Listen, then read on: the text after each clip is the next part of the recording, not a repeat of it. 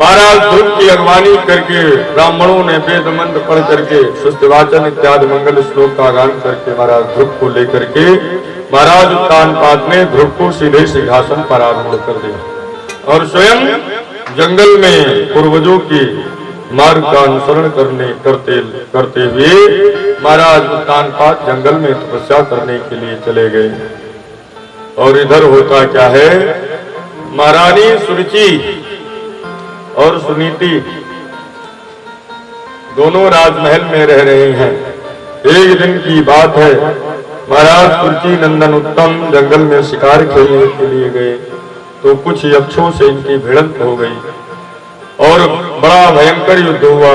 उस युद्ध में महाराज उत्तम यक्षों के द्वारा मार डाले गए। जब ये बात महाराज ध्रुव को पता चली तो हाथ में धनुष बाण लेकर के महाराज ध्रुव यक्षों की नगरी हिमाचल में हिमालय के पास पहुंच गए और वहां पर महाराज यक्षों को महाराज ध्रुव ने ललकारा और बड़ा घनघोर युद्ध हुआ। तमाम यक्ष महाराज ध्रुव के बाणों से आहत होकर के धरती पर गिर पड़े। महाराज मनु ने देखा कि बालक ध्रुव की जो दिशा है, जो दशा है वो बदलती चली जा रही है। तो महाराज मनु आए और बालक ध्रुव को समझाया, बेटा तपस्वियों की राह ये नहीं है, संतों की राह ये नहीं है। संतों की राह ये होती है कोई भी गलती करे उसको क्षमा कर देना चाहिए। महारानी सुरुचि को पता चला कि उत्तम मार डाला गया तो जंगल में जाकर के सुरुचि ने अपने प्राणों का त्याग कर दिया। महाराज ध्रुव महाराज मनु के समझाने से वापस राजमहल आए। 36,000 वर्ष तक तपस्या करके और अपने पुत्रों को राजपाट भार दे करके फिर पुनः तपस्या करने के लिए चले गए। और फिर समय आने पर महाराज ध्रुव उत्तम लोक अपने ध्रुव लोक में जाकर के स्थापित हो गए। ये महाराज उत्तानपाद के वंश का वर्णन है। महाराज ध्रुव को एक अलग उनके लिए एक अलग लोक बनाया गया और महाराज ध्रुव की भक्ति के कारण ही महाराज ध्रुव जो हमारे यहाँ शादी विवाह होता है तो ध्रुव को साक्षी बनाया जाता है कि महाराज ध्रुव की भक्ति अटल है। इतनी भी बाधाएं आई, नारद जी आए, तमाम प्रकार से समझाया, लेकिन महाराज ध्रुव अपनी भक्ति पर अटल रहे। आज भी ध्रुव को साक्षी करवाया जाता है, ये परंपरा है, कर्मकांड की भी परंपरा है। आगे चल करके महाराज ध्रुव के वंश में ही बड़े बड़े प्रतापी राजा हुए। महाराज अंग हुए जो बड़े प्रतापी राजा हुए। अंग ने महारानी मृत्यु की पत्नी सुनीता से विवाह किया। महाराज अंग को कोई पुत्र रत्न की प्राप्ति जब नहीं हुई, कई वर्ष व्यतीत हुए, तो ऋतुजों को बुला करके महाराज अंग ने यज्ञ करवाया और भगवान यज्ञ नारायण हाथ में चरु लेकर के प्रकट हुए। सुनीता को वो चरु पवाया गया। समय आने पर महाराज अंग को एक पुत्र रत्न की प्राप्ति हुई। लेकिन महारानी सुनीता मृत्यु की पत्नी है, मृत्यु की बेटी है, अधर्म की बेटी है। इसके कारण नाना का अंश पुत्र में आ गया। जब पुत्र पैदा हुआ उसका नाम रखा गया बेन। बेन बड़ा ही अत्याचारी राजा हुआ। महाराज बेन के अत्याचारों से तंग आकर के अंग ने राजपाट छोड़ करके रात्रि में चुपचाप जंगल की तरफ प्रयाण कर दिया। और बेन जब राज सिंहासन खाली हुआ तो मंत्रियों ने बेन को राजा बना दिया। जब बेन राजा बना तो उत्पात करने लगा। जहां पर कहीं पर कोई ब्राह्मण देवता लोग यज्ञ हवन पूजन पाठ इत्यादि किया करते, ये वहां जाता और उनसे कहता कि एक आहुति हमारे नाम से दिया जाए। क्योंकि अच्छा वो ये भी कहता कि ये जो यज्ञ इत्यादि कर्म है, पूजा पाठ है, ये सब झूठे हैं, इनको नहीं करना चाहिए। अगर तुमको पूजन पाठ करना है तो देश के राजा महाराज बेन का पूजन करो। ऐसा ढिंढोरा पिटवा दिया उसने। अगर कहीं पर पता चल जाता कोई ब्राह्मण सात्विक यज्ञ कर रहा है, कोई संत यज्ञ कर रहे हैं, तो उनके पास से पहुंच जाता और उनसे सीधे शब्दों में यही कहता, विष्णु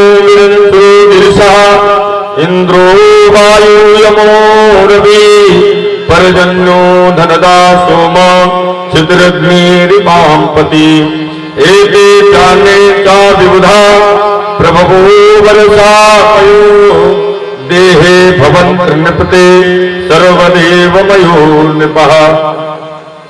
साफ कहने लगा कि जिसके नाम से तुम आहुति देते हो ये सब देश के राजा के अंदर विराजमान होते हैं, इसलिए सबकी पूजा पाठ छोड़ो, बस केवल महाराज वेन का नाम जपो, वेनाय नमः स्वाहा करो, वेनाय नमः जपो। ब्राह्मण लोग कुपित हो गए, तो ब्राह्मणों ने हाथ में जल लेकर के महाराज हुम शब्द का जैसे उच्चारण किया तो वेन के पंचभौतिक शरीर से जो सूक्ष्म जीव था वो शरीर को छोड़ करके चला गया। वेन की मृत्यु हो गई। ये बात जब महाराज महारानी सुनीता को पता चली तो महारानी सुनीता जोर जोर से रोने लगी। सुनीता कहने लगी कि जिस देश का कोई राजा नहीं होता उस देश की प्रजा उच्छृंखल हो जाया करती है। उस देश में तमाम प्रकार की बगावतें होने लगती है। इसलिए महाराज ब्राह्मणों से कहा, आप लोगों ने अच्छा नहीं किया है। तब तक हुआ क्या, अंगराज सप्तऋषि आए। सप्तऋषियों ने माता सुनीता को समझाया और महाराज वेन के शरीर को तेल में डुबो करके रख दिया गया।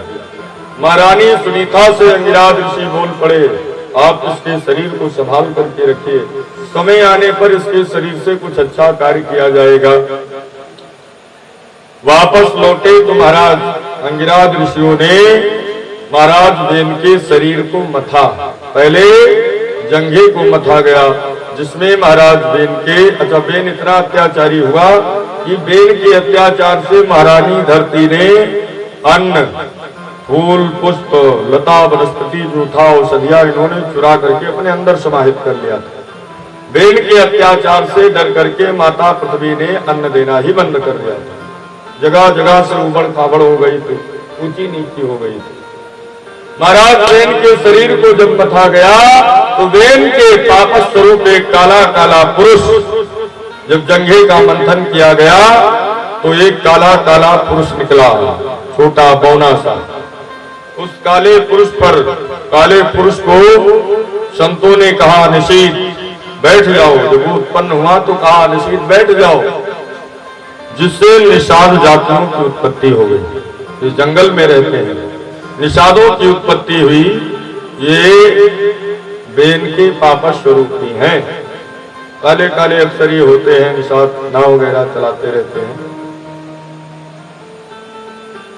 और फिर महाराज वेन के दाहिने भुजा का मंथन किया गया तो भगवान के अंश स्वरूप महाराज पृथु का आविर्भाव हुआ।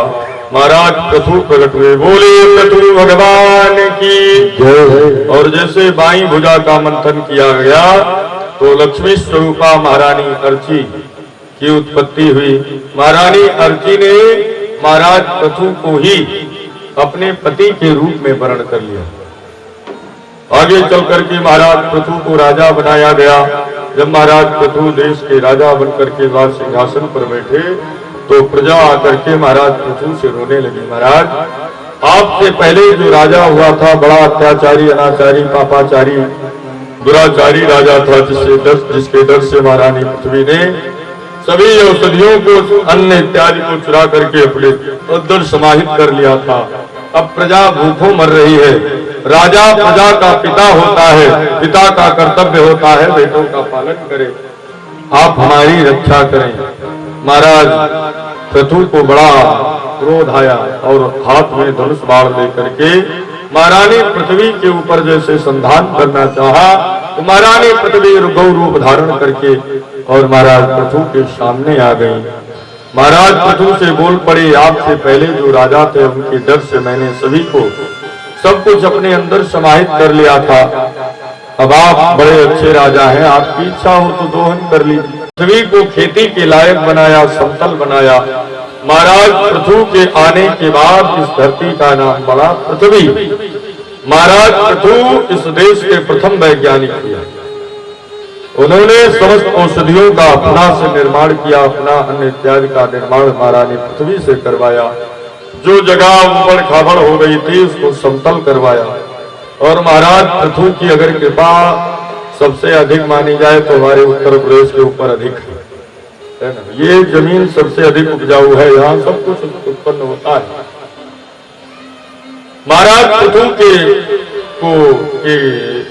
पृथु ने इस पृथ्वी को समतल किया, उपजाऊ बनाया। इस कारण पृथु के नाम से धरती का नाम पड़ा पृथ्वी। उससे पहले इसका नाम था मेदिनी। महाराज पृथु के आने के बाद पृथ्वी का नाम पड़ा पृथ्वी। ये चर्चा आई। और फिर जब महाराज पृथु के राज्य में सारी जनता सुखी हो गई तो महाराज पृथु ने तमाम अश्वमेध यज्ञ किए, 100 अश्वमेध यज्ञ किए। और यज्ञ जब 100वां अश्वमेध यज्ञ कर रहे थे तो भगवान इनके यज्ञ से प्रसन्न होकर के प्रकट हुए। महाराज पृथु से बोल पड़े, महाराज पृथु आप कोई वरदान मांग लो। तो महाराज पृथु ने कहा कि प्रभु अगर आप हमको कुछ देना ही चाहते हैं तो हमारे जो ये 2 कान हैं, इन्हीं 2 कानों को 10,000 कानों की शक्ति प्राप्त हो जाए। जब आपकी कथा भागवत आपका गुणगान हो तो इन कानों को 10,000 कानों के श्रवण की शक्ति प्राप्त हो जाए। और जैसे ही आप से मैं विमुख हो जाऊं, ये कान सुनना भी मैं बंद कर देंगे। इन कानों में श्रवण शक्ति खत्म हो जाए। भगवान की प्रति अगाध श्रद्धा देख करके भगवान ने आशीर्वाद दिया। और वहां से अंतर ध्यान हुए। महाराज पृथु की चर्चा आई। श्री राम जय जय राम, बोलो श्री राम। श्री राम जय राम जय जय राम, श्री राम श्री राम जय राम जय जय राम, श्री राम जय राम जय जय राम, श्री राम जय राम जय जय राम, श्री राम जय राम जय जय राम, बोलो श्री राम जय राम जय जय राम, बोलो श्री राम जय राम जय जय राम, बोलो श्री राम जय राम जय जय राम, बोलो श्री राम जय राम जय जय राम, बोलो श्री राम जय राम जय जय राम, बोलो श्री राम जय राम जय जय राम। जय सिया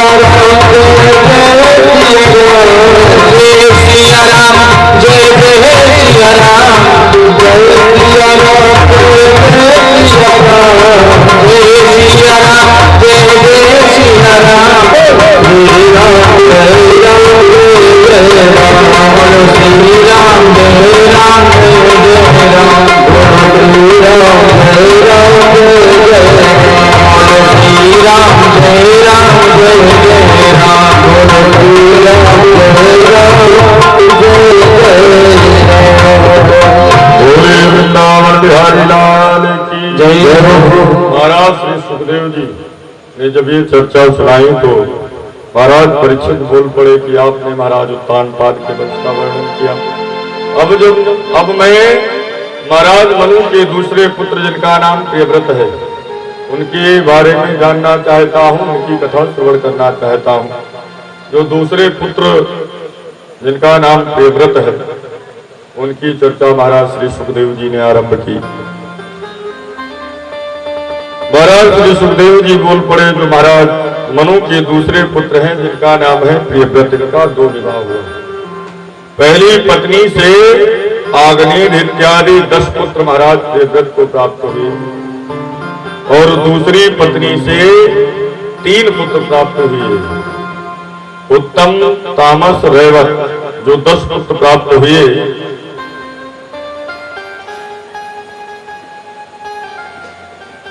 महाराज प्रियव्रत की पहली पत्नी से जो 10 पुत्र प्राप्त हुए, अग्नेय, इद्मजिह्वा, यज्ञवायु, महावीर, हिरण्यदेता, धृत पृष्ठ सवन मेधातिथि कवि बीतहोत्र, इनमें से 3 ब्रह्मचारी हुए, नैष्ठिक ब्रह्मचारी। बाकी बचे 7 को सातद्वीप का राजा बनाया गया।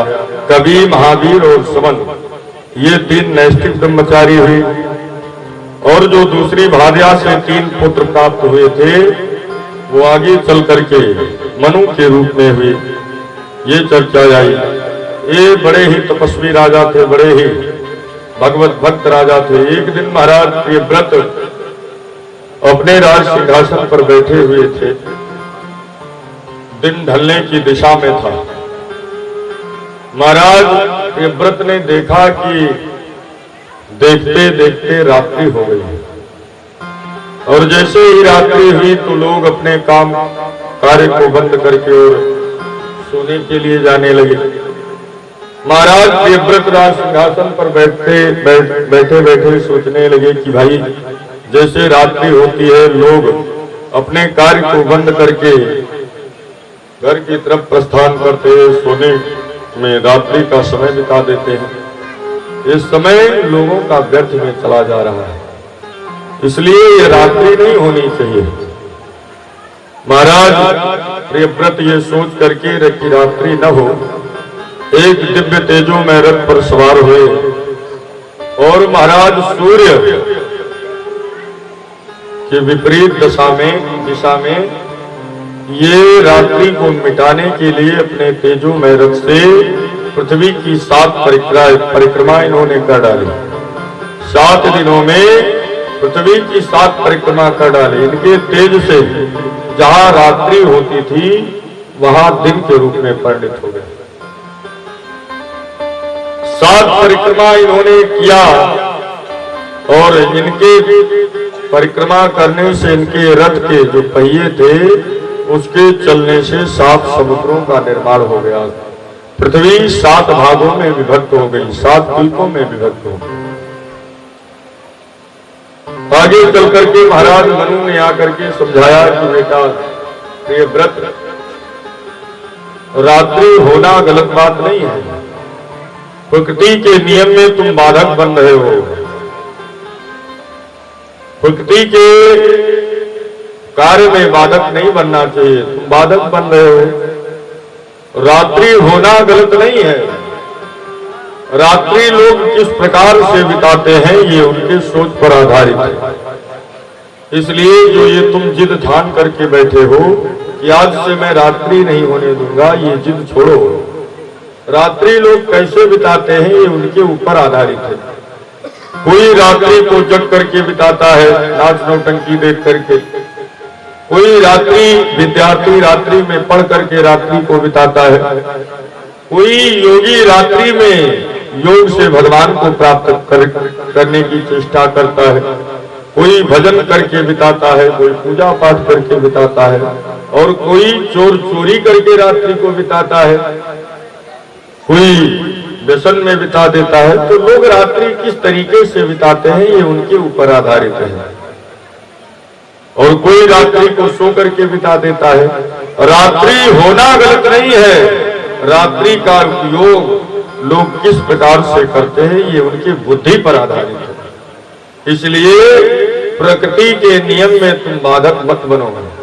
प्रकृति के नियम में अगर बाधक बनोगे तो प्रकृति का नियम तो नहीं टूटेगा, लेकिन तुम टूट जाओगे। इसलिए बेटा इस जिद को छोड़ो, भगवत भजन में लग जाओ। महाराज प्रियव्रत को समझाते हुए मनु ने कहा कि बेटा प्रियव्रत, अगर संसार में रात्रि नहीं होगी तो दिन का कोई औचित्य ही नहीं रह जाएगा। अगर गलत नहीं होगा तो सत्य का भी सही का भी कोई औचित्य नहीं है। वही सबकी अपने अपने जगह पर आवश्यकता है। इसलिए तुम अपनी जिद को छोड़ो। कोई रात्रि नहीं होगी तो कैसे पता चलेगा कि दिन कब हुआ। कहीं कहीं पर ऐसा है कि 6 महीने की रात्रि होती है, 6 महीने का दिन होता है। उनसे जाकर के पूछो कि उनका जीवन कैसे यापन होता है। महाराज मनु ने समझाया तो प्रियव्रत मान गए और भगवत भक्ति करने लगे। इनके जो बड़े बेटे हैं जिनका नाम है आग्नेय, आग्नेय इत्यादि 7 बेटों को 7 द्वीपों को जो 7 पृथ्वी 7 भागों में विभक्त हो गई थी, 7 द्वीपों का राजा बना करके और महाराज आग्नेय महाराज प्रियव्रत तपस्या करने के लिए चले गए। ये चर्चा आई। आगे चल करके जम्बूद्वीप का राजा महाराज आग्नेय को बनाया गया। इनके यहाँ नाभि नाम का पुत्र हुआ, राजा नाभि। बड़े हुए, विवाह हुआ, इनको राजपाट छोड़ करके महाराज आग्नेय भी तपस्या करने के लिए चले गए। कई वर्ष व्यतीत हो गए, महाराज नाभि को कोई पुत्र रत्न की प्राप्ति नहीं हुई। तो महाराज नाभि ने ऋतुजों को बुला करके बढ़िया यज्ञ करवाया, सुंदर यज्ञ करवाया।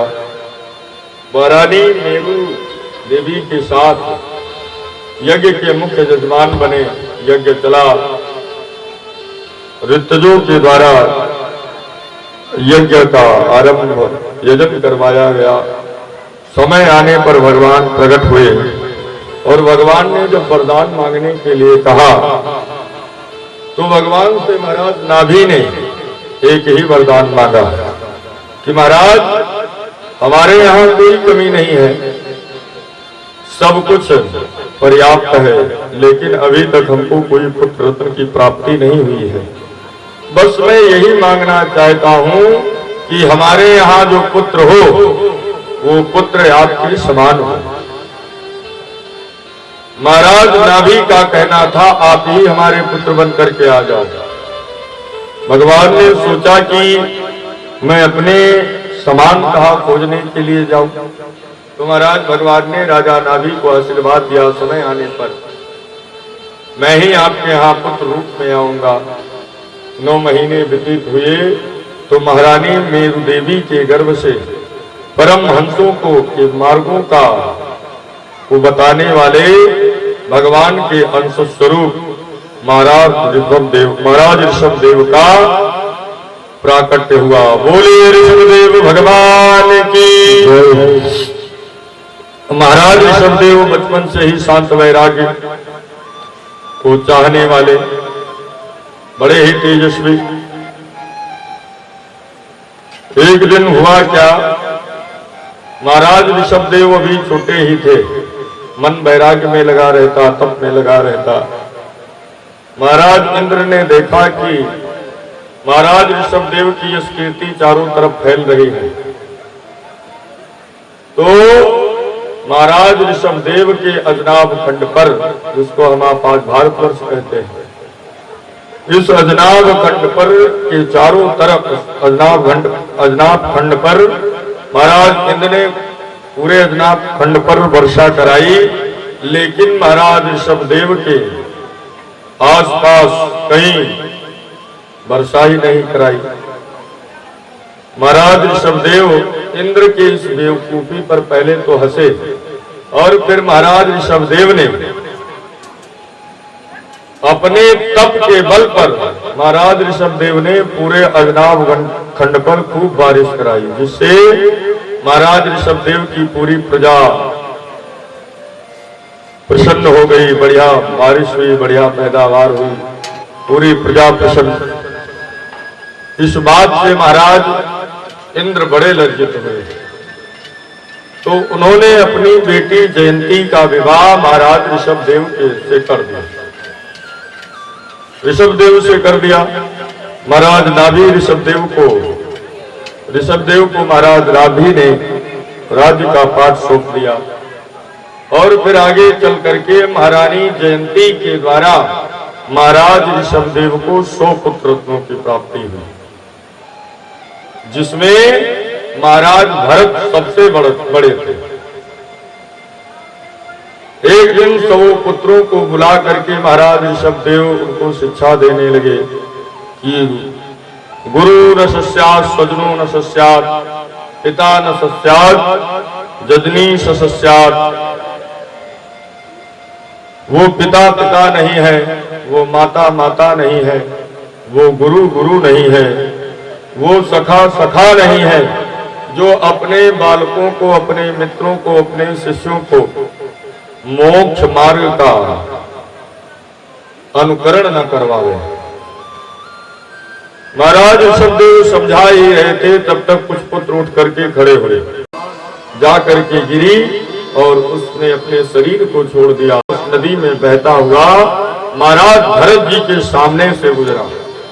जब महाराज भरत जी ने देखा कि हिरण्य का शिशु इस नदी में बहता हुआ चला जा रहा है, हिरणी के ऊपर दृष्टि पड़ी, तो महाराज भरत को दया आ गई और महाराज भरत ने उस हिरण्य के शावक को नदी से बाहर निकाला, आश्रम पर ले आए, उस हिरण्य के शावक की सेवा करने लगे। देखने में बड़ा खूबसूरत हिरण्य का शावक, वो हिरण्य, उसकी जब कला को महाराज भरत देखते तो बिल्कुल प्रसन्न हो जाते, और जब कभी इधर उधर वो खेलने के लिए हिरण्य का शावक चला जाता तो महाराज हिरण्य की चिंता में महाराज भरत डूब जाते कि देखो बिना माँ का वो बालक, वो जीव पता नहीं कहाँ चला गया, पता नहीं कैसा होगा।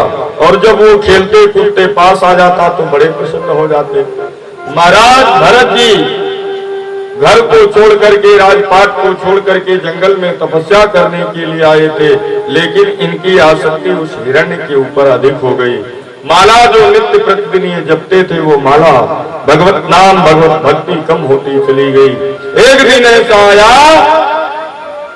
कि महाराज भरत का कि जीवन का अंतिम दिन आया।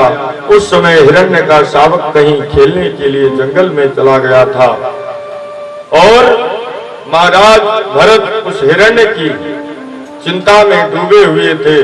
तब तक काल की घंटी बजी, महाराज भरत जी ने अपने पंचभौतिक शरीर को त्याग दिया।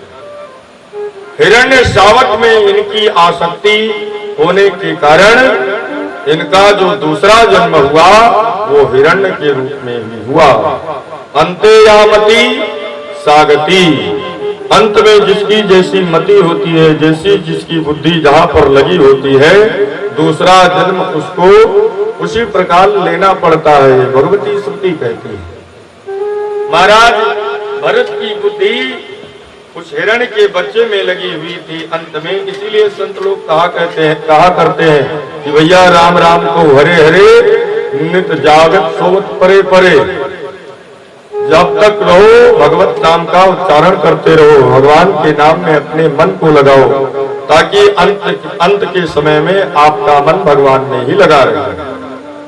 हिरण्य शावक में आसक्ति होने के कारण दूसरा जन्म हिरण्य के रूप में हुआ, लेकिन पूर्व जन्म की तपस्या के कारण इनको उस जन्म की बात याद रही कि हमसे थोड़ी सी चूक हुई, मन हिरण्य शावक में लगा तो हमको ये जन्म हिरण्य के रूप में लेना पड़ा, हमारा एक जन्म व्यर्थ हो गया।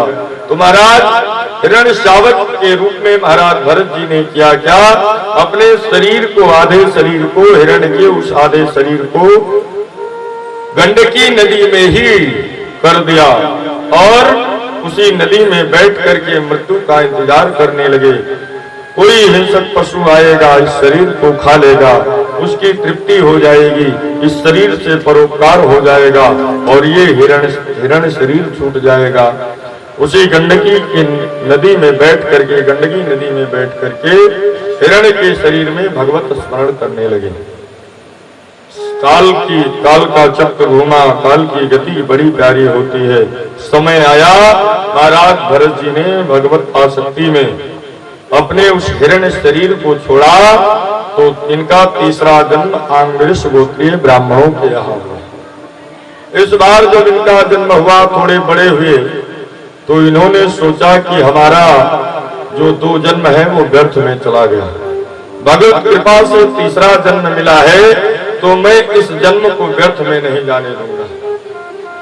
महाराज भरत ने आंग्रिश गोत्रीय ब्राह्मण में जन्म लेने के उपरांत जब ये थोड़े बड़े हुए, इनका नामकरण संस्कार इत्यादि हुआ, तो इस जन्म में भी इनका नाम भरत पड़ा। ये थोड़े बड़े हुए तो इन्होंने ये प्रण कर लिया कि इस जन्म में मैं किसी से बोलूंगा ही नहीं, पागलों की भांति रहने लगे। पिताजी ने यज्ञोपवीत संस्कार के समय गायत्री मंत्र की दीक्षा दी, बार बार याद करवाया, लेकिन महाराज भरत जी कुछ नहीं बोले। सुनने की बारी आई तो कुछ बोले ही नहीं।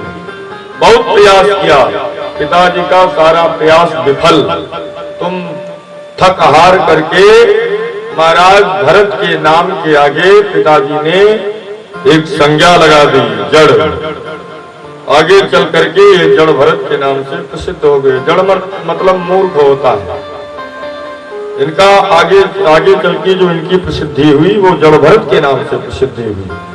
जब तक पिताजी रहे समय सही चला, और जैसे माता पिता का देहावसान हुआ, गोलोकवासी हुए, इनके जीवन का भार भाइयों और भौजाइयों पर आ गया।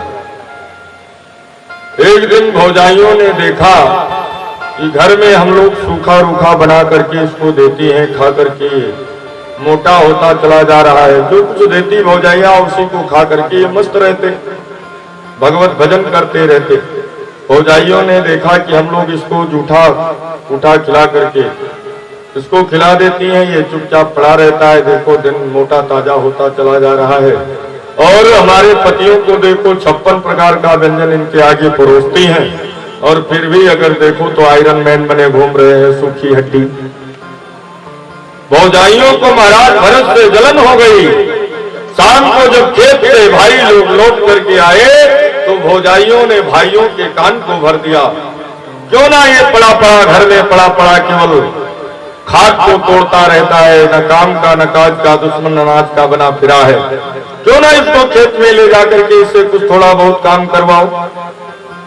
भौजाइयों की बात भाइयों की समझ में आ गई। सुबह हुई, महाराज भरत जी को भाइयों ने साथ में लिया और खेत की रखवाली के लिए खेत पर बिठा दिया गया। खेत में बुआई हुई थी तो भाइयों ने कहा, भरत इस खेत के पास बैठ करके चिड़िया इस खेत के दाना को चुग न जाए, इसलिए इस खेत की रखवाली करो। कार्य सौंप करके भाई लोग चले गए घर पर दोपहर में भोजन करने के लिए। महाराज भरत जी अकेले, चिड़िया आई खेत चुनने लगी। महाराज भरत जी ने सोचा कि भाई अन्न इसमें जो पड़ा है ये भगवान का दिया हुआ है, भगवान ने बनाया, भगवान का दिया हुआ है, खेत भी भगवान का दिया हुआ है, और जो ये पंछी हैं ये भी भगवान के बनाए हुए हैं। तो जब भगवान का अन्न है, भगवान का खेत है, भगवान की ये चिड़िया है, तो इनको रोकने वाला मैं बीच में कौन होता हूं। महाराज जड़ भरत कुछ नहीं बोले, खेत की मेड़ पर बैठे भगवत स्मरण करते रहे। भाई लोग आए तो भाइयों ने बहुत डांटा। महाराज जड़ भरत जी ने सोचा कि राम दी चिड़िया राम का खेत, छक्को चिड़िया भर पेट हमारा, इसमें रोकने का क्या मतलब बनता है। भाइयों ने बहुत डांटा, बेचारे जड़ भरत कुछ नहीं बोले। कुछ भी कोई कहे लेकिन महाराज जड़ भरत कुछ बोल नहीं रहे। भाइयों ने रात्रि के समय भी महाराज भरत जी को वहीं छोड़ दिया, डांटा और वहीं छोड़ दिया। घर चले आए जहां पर महाराज भरत खेत की रखवाली कर रहे थे। वहीं से कुछ दूर पर एक जंगल था, जंगल में कुछ डाकू रहा करते थे। डाकुओं का जो सरदार था उसने अपनी कुलदेवी काली मैया से एक मनौती कर रखी थी कि अगर हमारी ये मनौती पूरी हो जाएगी तो मैं आपको नरबली प्रदान करूंगा। नरबली के लिए एक मनुष्य को लेकर भी आया था, लेकिन जब बलि का समय हुआ, मुहूर्त हुआ, तो वो यज्ञ पुरुष, वो बलि पुरुष उन डाकुओं के चंगुल से छूट करके और भाग गया। लोगों ने आकर के सरदार से कहा, सरदार यज्ञ पशु तो भाग गया है, क्या किया जाए। सरदार ने आदेश दिया, बलि का समय हो रहा है, जल्दी से किसी भी नर रत्न को लेकर के आओ, हम बलि तो समय पर ही देंगे। डाकू चले तो रास्ते में आगे महाराज भरत जी मिल गए। भरत जी को मोटा ताजा देखा तो डाकू ने सोचा कि ये बलि के लिए सबसे उपयुक्त बकरा है। जंगल में पहुंचे तो बलि से पहले बलि पशु को बढ़िया सुंदर सुंदर खिलाया जाता है, नहलाया धुलाया जाता है, पूजन पाठ करके तब बलि दी जाती है। महाराज भरत जी के पास बढ़िया सुंदर 56 भोग रखा गया। पहले तो इनको नहलाया धुलाया गया, सुंदर वस्त्र पहनाए गए। महाराज भरत जी कुछ नहीं बोले, जो क्रियाकर्म चल रहा था उसको करने दिया, कुछ नहीं बोले। 56 प्रकार के व्यंजन जब महाराज भरत जी के पास आए तो महाराज भरत जी कई दिनों के भूखे थे, सूखा रूखा मिल रहा था, बढ़िया भोजन मिला नहीं था। तो महाराज भरत जी ने पहले तो खूब छक करके खाया, और फिर जब खा पी करके तृप्त हुए तो डाकुओं ने कहा भाई उठो अब चलो, जिस काम के लिए तुमको लाया गया है वहां पर पहुंचो। महाराज भरत जी उठे और चल दिए, कुछ बोले नहीं। काली मैया के सामने महाराज भरत जी को खड़ा किया गया। महाराज भरत जी खड़े हो गए, डाकुओं के सरदार ने चंदन लगाया, माला पहनाई, महाराज भरत जी का पूजन पाठ किया और महाराज भरत जी के से कहा कि महाराज अब अपने सर को नीचे कर लो। महाराज भरत जी उस समय भी कुछ नहीं बोले। महाराज भरत जी पागलों की भांति किसी से कुछ ना बोलना ना ढूंढना, जो कुछ कहे उसको करते रहते थे। जब पागल भी ऐसे ही होते हैं, उनकी भी ऐसी दशा दिशा होती है, तो कोई कोई पागल होता है जो मारता वारता है, नहीं तो अक्सर जो पागल होते हैं वो भगवान के भक्त और पागलों में कोई अंतर नहीं होता, थोड़ा सा भी अंतर नहीं होता है। वो खा पी करके मस्त रहते हैं, घूमते रहते हैं, और ये भगवत भक्ति पा करके गल रहते हैं, थोड़ा बहुत भी अंतर नहीं होता। महाराज भरत पागल की तरह रह ही रहे हैं, बढ़िया मिला तो खा लिया, कहा गया सर को झुकाओ तो सर को महाराज भरत जी ने झुका दिया। और जैसे ही डाकुओं के सरदार ने महाराज भरत के ऊपर तीक्ष्ण तलवार लेकर के और जैसे ही भरत के गले पर मारना चाहा, महारानी कालिका की पाषाण प्रतिमा बीच से फट गई। मैया काली हाथ में खड्ग लेकर के प्रकट हो गई और महाराज भरत के को महारानी काली मैया ने भरत की तो बलि नहीं ली, लेकिन उन डाकुओं को मैया काली ने उन डाकुओं के सर को धड़ से अलग कर दिया। कुपुत्रो जायेत कुचिदं कुमाता न भवति। मैंने पहले दिन निवेदन किया था कि बलि देने वाले, दूसरे दिन शायद मैंने निवेदन किया था कि बलि देने वाले बड़े चतुर होते हैं, वो बलि उसी को देते हैं जो निरीह होता है। कभी आज तक किसी ने शेर की बलि प्रदान नहीं की। शेर की बलि प्रदान करने जाएगा जो शेर पहले उसकी बलि दे देगा। महारानी मैया कालिका प्रकट हुई, डाकुओं का संहार मैया ने किया और जड़ भरत जी के पास आकर के खड़ी हो गई। जड़ भरत जी से बोल पड़ी, बेटा संसार में इतना भी सीधा होना सही नहीं है कि राह चलते लोग ढेला मारे। जब सांप को महाराज भगवान ने बनाया, सांप के गले में जब विष दिया तो भगवान ने कहा कि तुम बड़े विषधर हो, जिसको छू लोगे वो मर जाएगा, तो मैं तुमको तुम्हारे गले में मैं विष दे रहा हूं, तुम धरती पर जाना, धरती पर रहना, वायु पी करके, किसी को जा करके डस नहीं लेना, नहीं तो मर जाएगा। तुम अपने इस अस्त्र का तुमको उपयोग नहीं करना है। सांप आया धरती पर, बेचारा इधर उधर घूम रहा था, तो कुछ दुष्ट बालकों ने देखा सर्प को, तो सर्प के पास गए और सर्प की पूंछ को पकड़ करके पहले खूब घुमाया और फिर पृथ्वी पर दे मारा। बेचारा सर्प कुछ नहीं बोला। इतने नहीं रुके, ढेला उठाया और वो अपने प्राण को बचाने के लिए जब किनारे भगा तो बालकों ने ढेला उठाया और मार मार करके उसको घायल कर दिया। इतना घायल कर दिया कि उस सर्प ने उस शरीर को छोड़ दिया। भगवान के पास पहुंचा, भगवान से हाथ जोड़ करके निवेदन किया उस सर्प ने कि महाराज इस बार हमको संसार में नाली का कीड़ा बना देना, वो शरीर हमारे लिए सबसे अच्छा है, लेकिन सर्प मत बनाना। भगवान ने कहा क्यों? इतना बढ़िया शरीर, वायु पी करके जहां पाओ तहां पड़े रहो, ना कुछ खाने की चिंता न पीने की चिंता, दूसरे के घर में भी तुम अपना बसेरा बना सकते हो। साफ बोल पड़ा, महाराज सब कुछ सही है, लेकिन हमारे शरीर के इस घाव को तो आप एक बार देखो। लोगों ने इतना मारा है महाराज, इतना मारा है कि हमको सर्प के शरीर को छोड़ना पड़ा। भगवान ने कहा, ये बताओ, मैंने तुम्हारे गले में विष दिया था, तुमको फुफकारने की शक्ति की दी थी। भले तुम विष का प्रयोग नहीं करते, लेकिन फुफकारते तो। आपने फुफकारा। बोले महाराज, आपने रोक रखा था पहले से कि तुम क्रोध मत करना, तो मैं चुपचाप शांत पड़ा था। लोगों ने बहुत मारा है महाराज।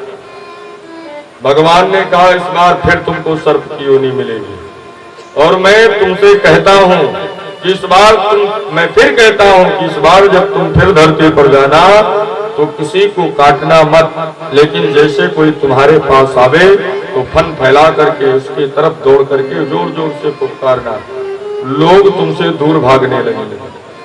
इस बार सर्प जब आया तो उसने वही किया। सर्प बड़ा खुश हुआ। कहने का मतलब ये कि भगवान मैया काली राजा महाराज भरत से बोल पड़े कि बेटा भरत, संसार में सीधा होना सही है, लेकिन इतना भी सीधा ना हो जाओ कि राह चलते लोग तुमको ठोकरे मारते चले। कहीं अगर ये तुमको हमारी बलि दे देते तो मैं माता कहलाने योग्य नहीं रह जाती। वो तो हमारी इच्छा हुई, मैं प्रकट हो गई। महाराज भरत बोल पड़े, माता जी, मैं जानता हूं कि माता कभी अपने पुत्रों की बलि नहीं लिया करती, और आप हमारी बलि कैसे स्वीकार कर सकती हैं। मैया ने महाराज भरत जी को आशीर्वाद दिया और भरत पुनः वापस खेत पर चले आए। मैं निवेदन कर रहा था कि भगवान के भक्त और पागलों में कोई अंतर नहीं होता, क्षणमास नहीं अंतर होता है। जो महापुरुष होते हैं उनकी अपनी अलग मस्ती होती है, वो अपने अलग मस्ती में डूबे रहते हैं, उनको संसार से कोई मतलब नहीं होता।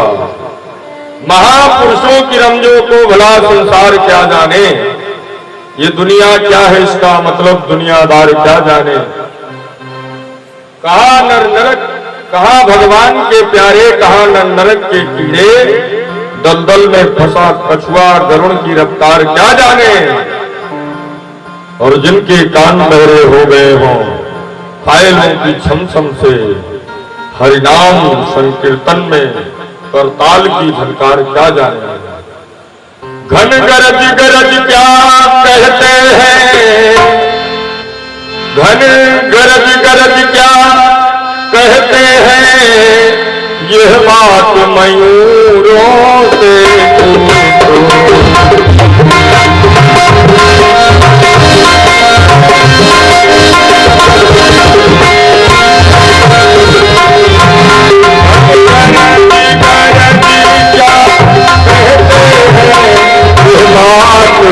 मयूरों से पूछो, हरि भक्ति में क्या शक्ति है, हरि भक्ति में क्या शक्ति है, यह बात फकीरों से पूछो, हरि भक्ति में क्या शक्ति है, यह बात फकीरों से।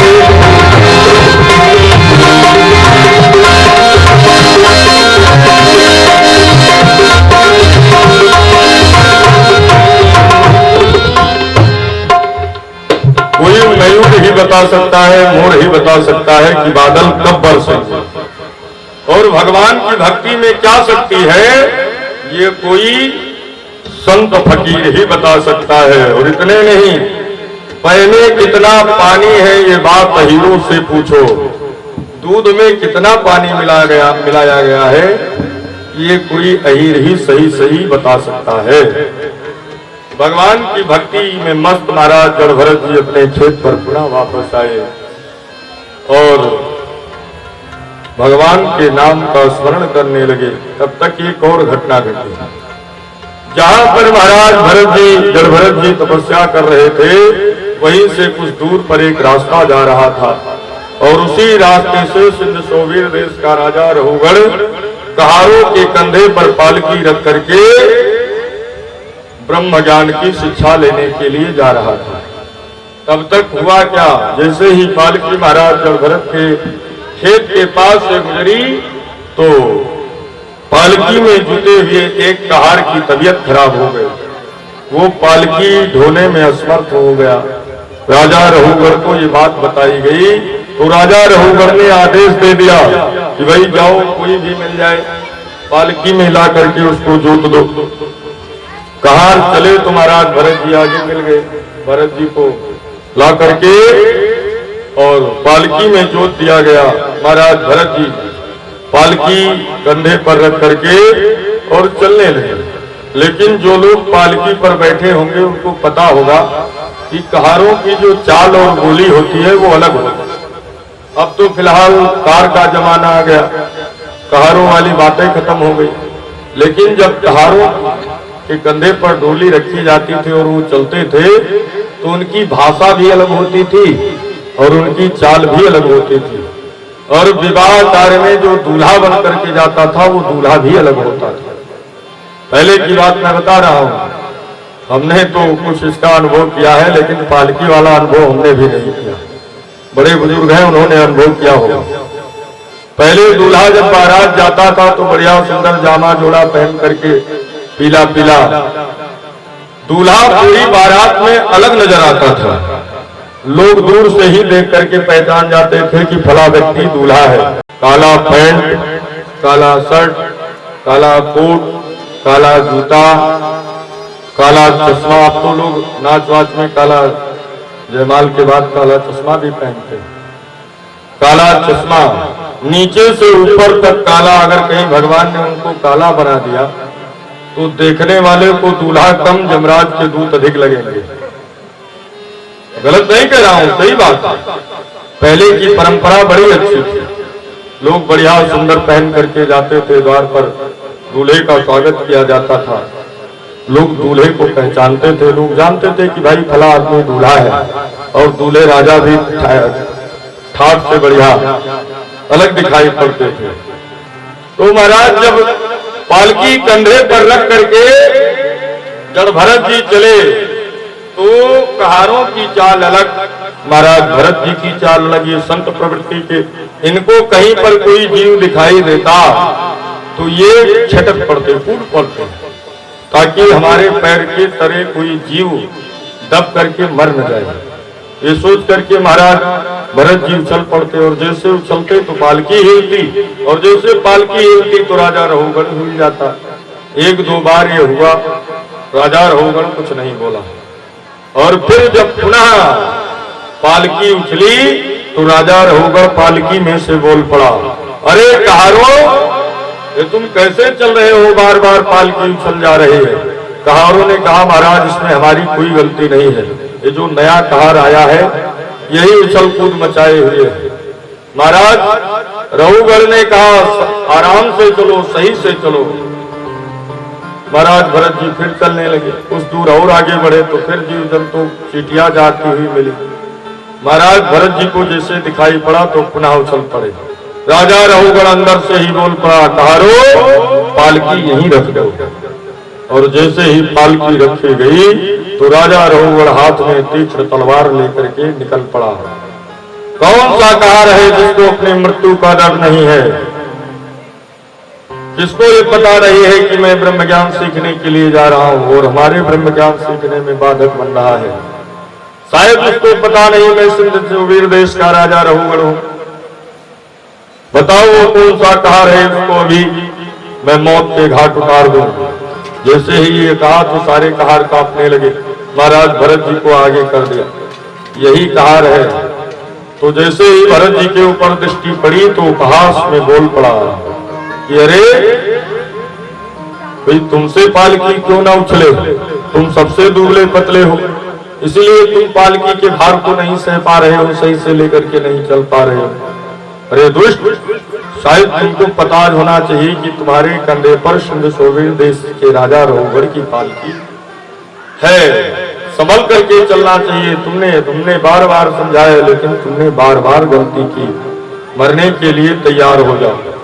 और जैसे ही तलवार महाराज भरत जी के ऊपर चलाना चाहा तो महाराज जड़ भरत जी बोल पड़े। महाराज जड़ भरत जी क्यों बोले?